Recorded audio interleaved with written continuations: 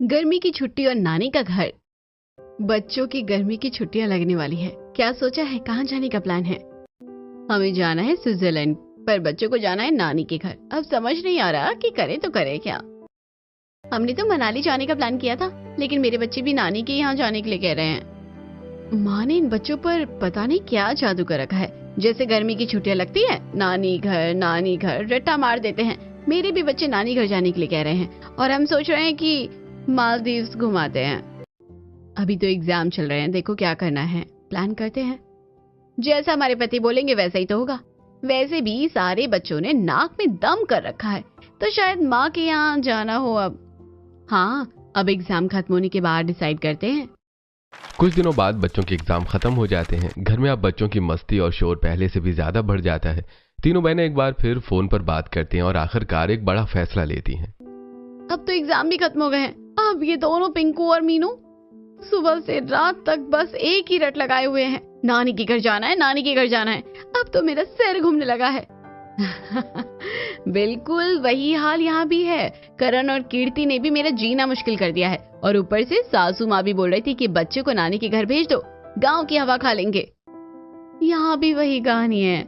रुचि तो हर दिन bag pack करके बैठ जाती है, और कल तो पापा का भी फोन आया था। उन्होंने साफ कह दिया है कि बच्चों को इस बार जरूर गांव भेजो। हाँ, पापा का भी फोन आया था मेरे पास। उन्होंने भी कहा है, और सासू माँ ने भी बोल दिया कि बच्चों को ले जाओ। अब तो लग रहा है कि सबने मिलकर हमें घेर लिया है। तो फिर फाइनल कर लेते हैं, इस बार कोई विदेश नहीं, कोई हिल स्टेशन नहीं, सीधा नानी का घर। ठीक है, बच्चों की खुशी के लिए सही है। वैसे भी गांव में जो मजा है वो और कहीं नहीं है। चलो ठीक है, तय रहा। हम तीनों अपनी अपनी गाड़ी से बच्चों को लेकर मम्मी के पास चलते हैं। कुछ ही दिनों में तैयारी शुरू हो जाती है। तीनों बहनें अपने अपने बच्चों के साथ मायके जाने के लिए निकल पड़ती हैं। उनके पति उन्हें छोड़कर वापस शहर लौटने वाले होते हैं। पिंकू, मीनू, सब सामान रख लिया ना? कुछ छूटा तो नहीं?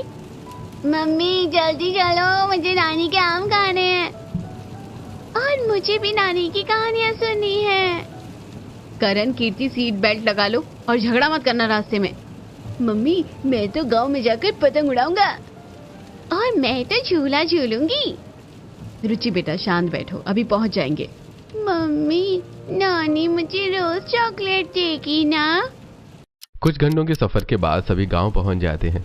जैसे ही बच्चे गाड़ी से उतरते हैं, नानी तुलसी दौड़कर बाहर आती हैं। अरे मेरे बच्चे आ गए, कितना इंतजार किया मैंने तुम सबका। आइए दीदी, अंदर आने से पहले ये रीति निभानी होगी। मिताली थाली में पानी लेकर आती है और सभी के पैर धोती है, फिर बच्चों की आरती उतारती है। अरे रहने दो भाभी, क्या फॉर्मेलिटी कर रही हो? हाँ भाभी, हम अपने ही घर में आए हैं। दीदी ये फॉर्मेलिटी नहीं है, ये हमारे गांव के संस्कार है। अच्छा ठीक है भाभी। बच्चे ये सब देखकर और भी खुश हो जाते हैं।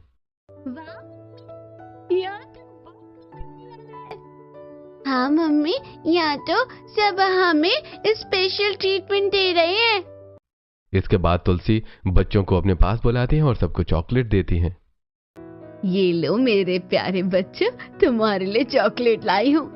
वाह नानी, आओ नानी। मम्मी ये क्या कर रही हो? इतना चॉकलेट मत दो, इनके दांत खराब हो जाएंगे। अरे बेटा, जब तक मेरे पास है मेरे हिसाब से रहेंगे, तुम टेंशन मत लो। हाँ बस यही डर था। यहाँ आकर पता नहीं क्या होने वाला है, बच्चों की सारी आदतें खराब हो जाएंगी। इसके बाद नानी और मामी मिलकर बच्चों के पसंद का स्वादिष्ट खाना बनाती हैं। बच्चों, आज तुम्हारे लिए खास खाना बनाया है। क्या बनाया मामी? तुम्हारी पसंद की पूरी, आलू की सब्जी और मीठा भी। मामी अपने हाथों से बच्चों को खिलाती हैं और बच्चे बड़ी चाव से खाते हैं। भाभी इतना मत खिलाओ, ये घर पर इतना नहीं खाते हैं। दीदी बच्चे हैं, जितना मन है खाने दो। शाम होते ही गांव में एक गोले वाला आता है। बर्फ का गोला, रंग बिरंगा गोला। नानी हमें गोला खाना है। हाँ क्यों नहीं, सबको दिलाती हूँ। नानी सभी बच्चों को गोला दिलाती हैं। वाह कितना टेस्टी है, ये तो शहर से भी ज्यादा अच्छा है। मम्मी ये क्या कर रही हो? इसमें आर्टिफिशियल कलर होता है। हाँ, और ये बर्फ भी गंदे पानी से बनती है, बच्चों के पेट में दर्द हो जाएगा। हमने अपने बच्चों को ये सब नहीं खाने दिया, और यहाँ आप ये सब खिला रही हो। बेटा हर चीज में इतना डरोगे तो बच्चे बचपन कैसे जिएंगे? दीदी, कभी कभी खाने से कुछ नहीं होता, बच्चे खुश हैं यही बड़ी बात है। मम्मी प्लीज हमें खाना दो ना, हम रोज नहीं खाएंगे। तीनों बहनें एक दूसरे को देखती हैं और मन ही मन सोचती हैं, शायद हम जरूरत से ज्यादा सोचते हैं, बच्चों की खुशी भी तो जरूरी है। हाँ, शायद ये सही कह रहे हैं। रात का समय हो जाता है। गांव में हल्की ठंडी हवा चल रही होती है।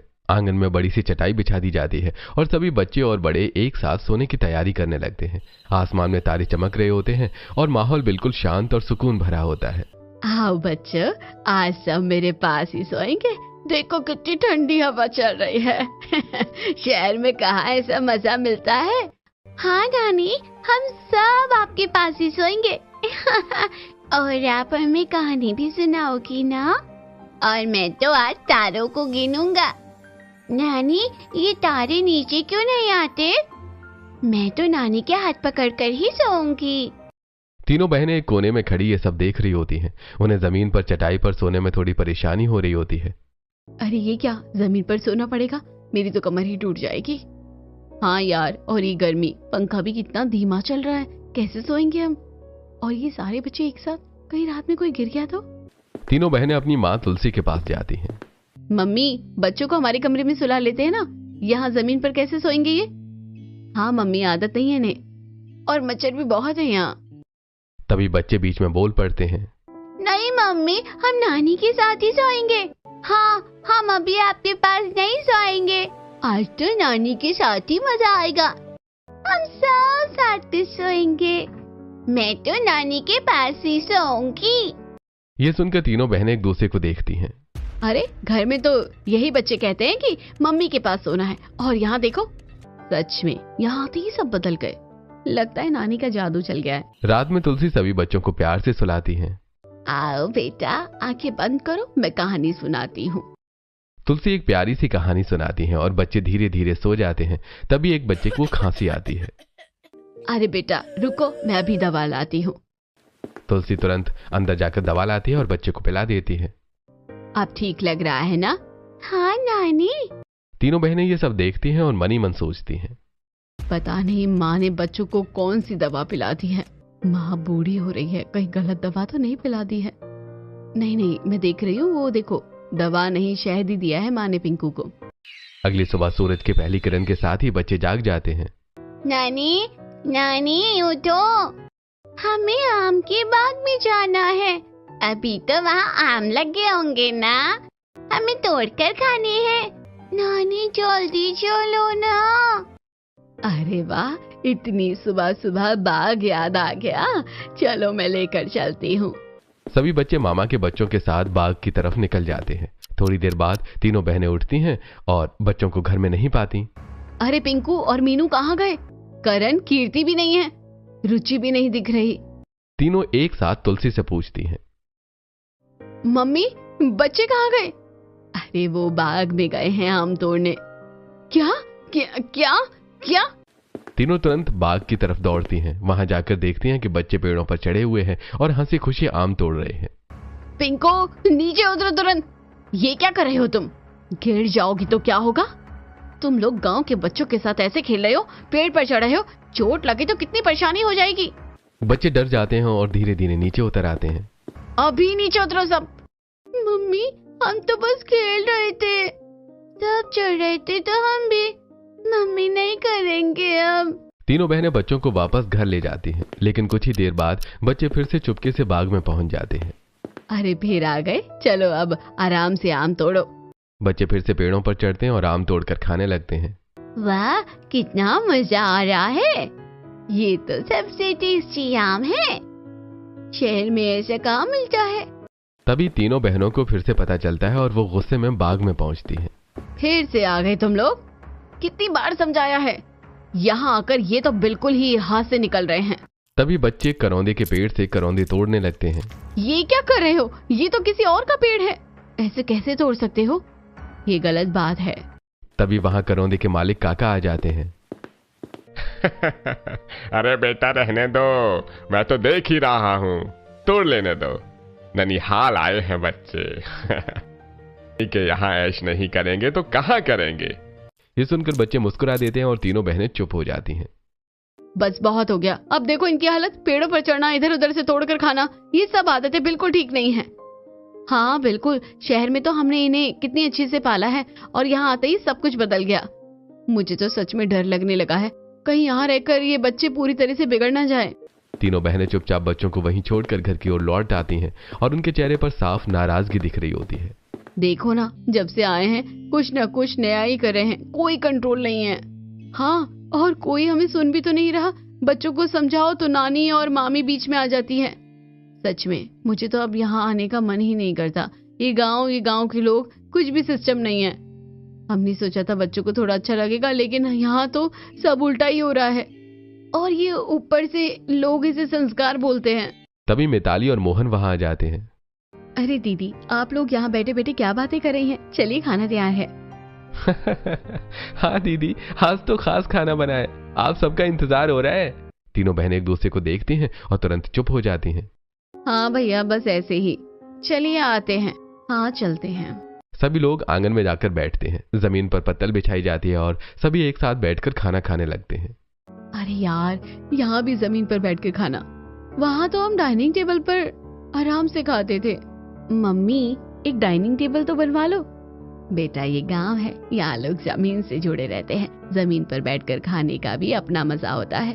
दीदी, आप एक बार आदत डाल लीजिए, फिर खुद कहेंगे कि मजा आ गया। और हाँ, यहाँ का खाना भी शहर से ज्यादा टेस्टी लगेगा। बच्चे बड़े मजे से खाना खाते हैं, लेकिन तीनों बहनों के चेहरे पर अभी भी संतोष नहीं होता। अगली सुबह बच्चे फिर से जल्दी उठ जाते हैं। मम्मी, हम बाहर जा रहे हैं। हाँ वाह, बहुत मजा आएगा। हम साथ में कूदेंगे और साथ में खेलेंगे। मैं भी। अच्छा ठीक है, जाओ। चलो, अच्छा है, कम से कम घर में तो नहीं है। कुछ देर बाद बच्चे नदी से वापस आते हैं। उनके कपड़े गीले होते हैं और शरीर पर मिट्टी लगी होती है। ये क्या हालत बना रखी है? तुम लोग कहाँ गए थे? सच बताओ। मम्मी, हम नदी में नहाने गए थे। क्या तुम्हें समझ नहीं आता है? डूब जाते तो घर में नहाया करो, ये नदी वदी में नहीं। अभी जाओ और फिर से नहा कर आओ। बच्चे उदास होकर फिर से नहाने के लिए जाते हैं। तभी मामी का बेटा आता है।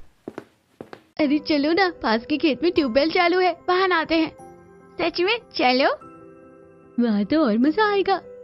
सभी बच्चे चुपके से ट्यूबवेल की तरफ निकल जाते हैं। वहां पहुंचकर बच्चे खूब मस्ती करते हैं। अरे कितना ठंडा पानी है। मजा आ गया।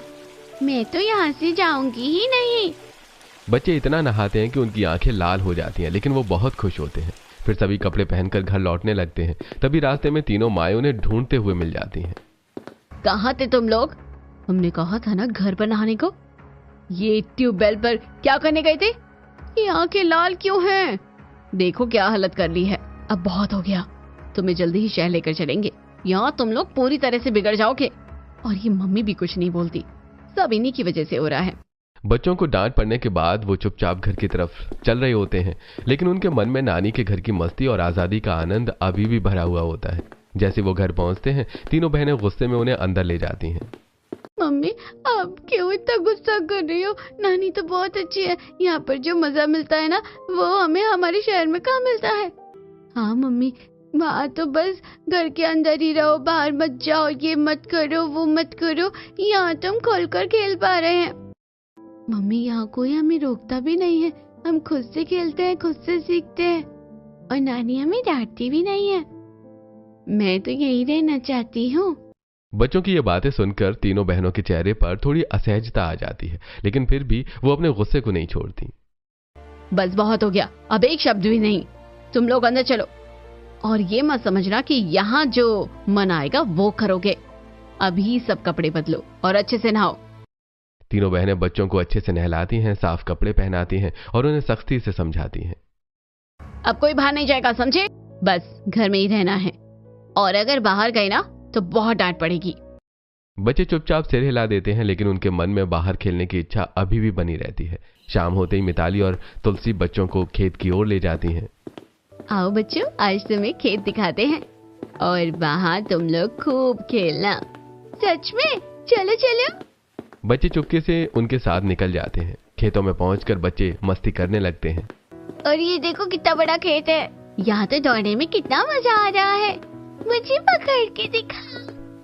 मोहन और मिताली आग जलाते हैं और गेहूं की बालियां भूनने लगते हैं। अरे आओ बच्चों, ये लो भुनी हुई गेहूं की बाली खाओ। वाह, ये कैसे खाते हैं? ऐसे दाने निकालो और खाओ। बच्चे बड़े मजे से गेहूं खाते हैं और खुश हो जाते हैं। तभी तीनों बहनें वहां पहुंच जाती हैं। ये क्या हो रहा है? ये सब बिल्कुल हाइजीनिक नहीं है। खुले में आग, धूल मिट्टी, ये सब बच्चों के लिए ठीक नहीं है। अरे बहन, ये हाइजीनिक नहीं, ये सेहत के लिए अच्छा है। गांव में ऐसे ही बच्चे बड़े होते हैं। हमें तो ये सब ठीक नहीं लगता बिल्कुल। कुछ दिन ऐसे ही बीत जाते हैं। अब तीनों बहनों को हर चीज में परेशानी होने लगती है। ये मत करो, वहां मत जाओ, ये गंदा है, ये मत छुओ, ऐसे नहीं वैसे करो। वहीं बच्चे नानी के साथ खुलकर जीते हैं, खेलते हैं, हंसते हैं और हर पल का आनंद लेते हैं। रात का समय आता है और तुलसी बच्चों को छत पर सुलाने का फैसला करती है। आओ बच्चों, आज छत पर सोएंगे। वाह, और कहानी भी सुनाओगी? हाँ। तीनों बहनें फिर चिंता करने लगती हैं। अरे ऊपर मच्छर काटेंगे और हवा भी तेज है, बच्चों को नीचे ही सुलाओ। दीदी, मैंने पहले ही मच्छरदानी लगा दी है, आप टेंशन मत लो। बच्चे छत पर जाकर लेट जाते हैं। एक समय की बात है। बच्चे कहानी सुनते सुनते सो जाते हैं। बेटा, मेरे पास आकर सो जाओ। नहीं मम्मी, नानी के पास। करण, नानी। तीनों बहनें चुप हो जाती हैं। आधी रात को अचानक लाइट चली जाती है। अरे ये क्या, इतनी गर्मी, यहाँ तो नींद भी नहीं आ रही है। चलो ऊपर चलते हैं। तीनों छत पर जाती हैं और देखती हैं कि वहां ठंडी हवा चल रही है। अरे यहाँ तो कितना अच्छा लग रहा है, सच में कितनी ठंडी हवा है। बच्चों को देखो कितने आराम से सो रहे हैं। धीरे धीरे तीनों बहनें भी वहां छत पर आकर लेट जाती हैं और खुली हवा में सुकून से सो जाती हैं। गांव की जिंदगी अब बच्चों के लिए किसी सपने जैसी हो गई थी। हर दिन कुछ नया, कुछ मजेदार और कुछ सीखने जैसा होता था। वहीं दूसरी तरफ तीनों बहनों के लिए हर दिन एक नई परेशानी लेकर आता था। एक दिन सुबह सुबह बच्चे गांव के दूसरे बच्चों के साथ गिल्ली डंडा खेलने के लिए निकल जाते हैं। आज मैं गिल्ली सबसे दूर मारूंगा, देखना आज मैं जीतूंगा। मैं भी खेलूंगी, मैं भी खेलूंगी। बच्चे मिट्टी में दौड़ते हैं, गिरते हैं, उठते हैं और खूब मस्ती करते हैं। उनके कपड़े पूरी तरह से गंदे हो जाते हैं। थोड़ी देर बाद जब तीनों बहनें बच्चों को ढूंढते हुए मैदान में पहुंचती हैं तो उनका गुस्सा 7वें आसमान पर पहुंच जाता है। पिंकू, ये क्या हालत बना रखी है? करण, ये कपड़े अपने देखो। आज के बाद अगर मैदान में दिखे ना तो बहुत मार पड़ेगी तुम्हें। तीनों बहनें डंडा लेकर बच्चों के पीछे दौड़ने लगती हैं। मम्मी माफ कर दो, हम नहीं खेलेंगे, हमें नहीं मारो। तभी मिताली बीच में आती है। अरे दीदी, आप क्यों इतना परेशान हो रही हैं? बच्चे हैं, खेलने दो। खेलने दो मतलब? ये देखो हालत। शहर में तो हमने कभी ऐसा नहीं होने दिया, यहाँ आकर सब बिगड़ गए हैं। दीदी, बचपन ऐसे ही होता है, थोड़ा गंदा, थोड़ा शोर, लेकिन बहुत प्यारा। बच्चे भागकर नानी के पास जाते हैं और शिकायत करते हैं। नानी देखो ना, मम्मी खेलने ही नहीं देती, यहाँ ही तो खेलने को मिलता है। शहर में तो बस पढ़ाई पढ़ाई, मैं तो यहाँ ही रहना चाहती हूँ। अरे बेटा, बच्चों को खेलने देना चाहिए, क्यों परेशान होती हो तुम लोग? धीरे धीरे दिन बीतते हैं। बच्चे रोज बाग में जाते हैं, आम तोड़ते हैं, खाते हैं, मस्ती करते हैं। देखना कहीं गिर ना जाए, ये पेड़ बहुत ऊंचे हैं, मैं तो हर बार डर जाती हूँ। लेकिन बच्चों की खुशी के सामने उनकी चिंता छोटी पड़ जाती है। कुछ दिनों बाद बच्चे एक नई जिद करते हैं। नानी, हमारे लिए आम का अचार बना दो ना, और करौंदे का भी। हम शहर लेकर जाएंगे, आपके हाथ का अचार बहुत टेस्टी होता है। जरूर बनाऊंगी बेटा। तुलसी और मिताली मिलकर आम और करौंदे का अचार बनाती हैं। और मैं पापड़ भी बना दूंगी। मिताली पापड़ बेल कर धूप में सुखाती है ताकि अपनी नंदों को दे सके। गर्मी की छुट्टियां खत्म होने के करीब आ जाती हैं। अचार और पापड़ सब तैयार होकर पैक कर दिए जाते हैं। एक दिन तीनों बहनें आपस में बात कर रही होती हैं। पता नहीं हमारे बच्चों को यहाँ क्या मिलता है। हाँ, और ये घर भी देखो कितना पुराना हो गया है। मम्मी रेनोवेट भी नहीं करवा सकती, इतना पैसा क्या सर पर लेकर जाएंगी? तभी मिताली ये सब सुन लेती है और धीरे से उनके पास आती है। दीदी, मम्मी सर पर तो कुछ नहीं लेकर जाएंगी, लेकिन उनके पास कुछ होना भी तो चाहिए। छोटी दीदी की शादी। पैसा लग गया था, तब से हमारी हालत थोड़ी कमजोर हो गई है। तीनों बहनों का चेहरा थोड़ा उतर जाता है, लेकिन फिर भी वो कुछ नहीं कहती। अरे रहने दो। हाँ। बच्चों की हरकतें अब भी उन्हें पसंद नहीं आ रही होती हैं। एक दिन तुलसी अपना पुराना बक्सा निकालती है और बच्चों को दिखाती है। आओ बच्चों, ये देखो तुम्हारी मम्मियों के बचपन के कपड़े। सच में? मम्मी इतने छोटे कपड़े पहनती थी? तभी तीनों बहनें वहां आती हैं। मम्मी ये सब फेंक दो ना, ये सब रखने का क्या मतलब है? आप कुछ भी बटोर कर रख दियो।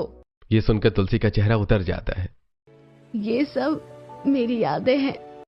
तुलसी की आंखों में हल्की नमी आ जाती है। वो सोचती हैं कि यही उनकी बेटियां हैं जिन्हें उन्होंने इतने प्यार से पाला, और आज वही उनकी भावनाओं को समझ नहीं पा रही हैं। और वही बच्चे उस बक्से में रखी पुरानी यादों को देखकर खुश हो रहे होते हैं। लेकिन तीनों बहनों और तुलसी के बीच एक अनकही दूरी बनने लगती है।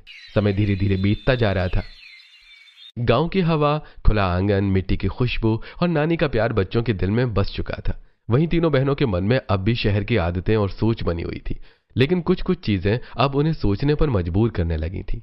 एक दिन दोपहर का समय था, धूप तेज थी और सब लोग खाना खाकर आराम कर रहे थे। तभी रीता के सिर में तेज दर्द होने लगता है। उफ, सिर फट रहा है मेरा, पता नहीं इतनी गर्मी में क्या हो गया। क्या हुआ दीदी, बहुत दर्द हो रहा है क्या? दवा ले लो ना। तभी तुलसी धीरे से रीता के पास आती है। क्या हुआ बेटा, सिर दर्द हो रहा है क्या?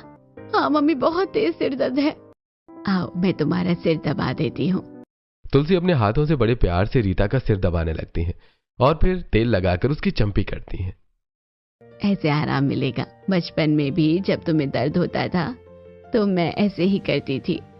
रीता की आंखें बंद हो जाती हैं और उसे सुकून मिलने लगता है। मम्मी आज भी उतना ख्याल रखती है जैसे पहले रखती थी। धीरे धीरे रीता को एहसास होने लगता है कि माँ का प्यार कभी कम नहीं होता, चाहे उम्र कितनी भी हो जाए। सच में हम तो बस शिकायत ही करते रहते हैं और मम्मी बिना कुछ बोले सब करती रहती है। उसी समय तीनों बहनों की नजर अपनी माँ की साड़ी पर जाती है। मम्मी ये कैसी साड़ी पहन रखी है आपने? हाँ इतनी पुरानी लग रही है। इतना पैसा होने के बावजूद भी आप ऐसे कपड़े पहनती हैं। तभी मिताली वहां आती है और उनकी बात सुन लेती है। दीदी आपने कभी मम्मी को एक भी साड़ी गिफ्ट की है? तीनों बहनें चुप हो जाती हैं। जब हम खुद कुछ नहीं देते तो ये बोलने का हक भी नहीं बनता ना। ये बात सुनकर तीनों बहनों के चेहरे पर शर्मिंदगी साफ नजर आती है। हाँ हमने कभी सोचा ही नहीं। मम्मी हमेशा देती रहती है और हम बस कमी निकालते रहे। अब धीरे धीरे तीनों बहनों को अपनी गलती का एहसास होने लगता है। वो देखती हैं कि तुलसी बच्चों का कितना ध्यान रखती हैं, उन्हें कितना प्यार करती हैं और उनकी हर छोटी बड़ी जरूरत का ख्याल रखती हैं। दूसरी तरफ मिताली भी बच्चों के लिए रोज कुछ नया और पौष्टिक खाना बनाती है। बच्चों आज सत्तू का शरबत बनाया है। वाह मामी, मुझे भी चाहिए, ये तो बहुत टेस्टी है। बच्चे बड़े चाव से सत्तू का शरबत पीते हैं। अगले दिन मिताली लिट्टी चोखा बनाती है।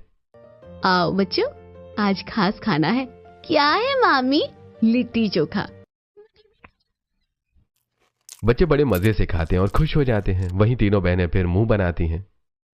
ये सब खाने में कितना तेल होता है और ये सत्तू पता नहीं कितना साफ होता है। बच्चों को कुछ हो गया तो? लेकिन बच्चे खुशी खुशी सब खाते रहते हैं। मम्मी बहुत टेस्टी है। यहाँ का खाना सबसे अच्छा है, मैं तो रोज यही खाऊंगा। कुछ ही दिनों में बच्चों की सेहत पहले से बेहतर हो जाती है। अरे देखो करण कितना हेल्दी लग रहा है। रुचि भी कितनी एक्टिव हो गई है। शायद गांव का खाना सच में बहुत अच्छा होता है। बच्चे आंगन में खेलते हैं, मिट्टी में दौड़ते हैं, हंसते हैं और खुलकर जीते हैं। यहाँ खेलने में मजा आता है। शहर में तो बस घर के अंदर बंद रहना पड़ता है। यहाँ तो हर दिन नया गेम। तीनों बहनें अब भी कभी कभी उन्हें डांटती रहती हैं। वहां मत जाओ, गिर जाओगे। मिट्टी से मत खेलो, ये मत खाओ। लेकिन अब उनके मन में पहले जैसा गुस्सा नहीं होता। अब उनमें धीरे धीरे समझ आ रही होती है। वो समझने लगते हैं कि गांव का ये सादा जीवन, ये प्यार, ये आजादी बच्चों के लिए कितना जरूरी है। और वहीं बच्चे नानी के आंगन में खुले आसमान के नीचे अपने बचपन को जी रहे होते हैं, पूरी खुशी और मासूमियत के साथ। गर्मी की छुट्टियां अब धीरे धीरे खत्म होने के करीब आ रही थी। गांव में बिताए गए इतने दिनों में बच्चों के साथ साथ तीनों बहनों के मन में भी कई बदलाव ला दिए थे। लेकिन अभी भी कुछ बातें थीं जो उन्हें पूरी तरह समझ नहीं आई थी। एक दिन सुबह बच्चे फिर से मामा मोहन के साथ गांव घूमने निकल जाते हैं। मामा आज हमें बाजार दिखाओ ना। हाँ, हम वहाँ से कुछ खाने को भी लेंगे। मुझे जलेबी खानी है, मुझे भी। मैं भी चाहूंगी। अरे चलो आज तुम्हें पूरा गांव घुमाता हूँ। बच्चे मामा के साथ गांव के छोटे से बाजार में पहुंचते हैं। वहां की रौनक, छोटी छोटी दुकानें और देसी मिठाइयों की खुशबू उन्हें बहुत अच्छी लगती है। वाह, कितना अच्छा बाजार है। देखो जलेबी, मामा हमें जलेबी खिलाओ। अरे जितनी खानी है खाओ। बच्चे जलेबी खाते हैं और कुछ पैक भी करवा लेते हैं। घर लौटते ही तीनों बहनों को पता चलता है कि बच्चे बाजार गए थे। किससे पूछ कर गए थे तुम लोग? ये कोई तरीका है बिना बताए चले गए? और ये क्या लेकर आए हो? ये सब हाइजीनिक नहीं होता।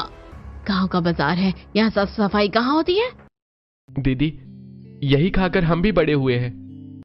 वो बात पुरानी हो गई, अब ये सब अच्छा नहीं लगता। अब साफ साफ दिखने लगा था कि तीनों बहनें शहर में रहकर कितनी बदल गई हैं।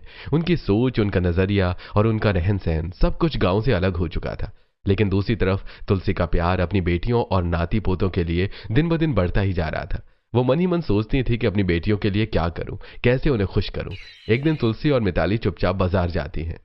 मम्मी, पैसे तो कम है, फिर भी सबके लिए ले ले क्या? बेटा, बच्चों और बेटियों के लिए तो सब कुछ कर सकती हूँ। वो सभी बच्चों के लिए कपड़े खरीदती हैं और अपने तीनों बेटियों के लिए साड़ियां भी लेती हैं। कुछ दिनों बाद जाने का दिन आ जाता है। घर में एक हल्का सा उदास माहौल होता है।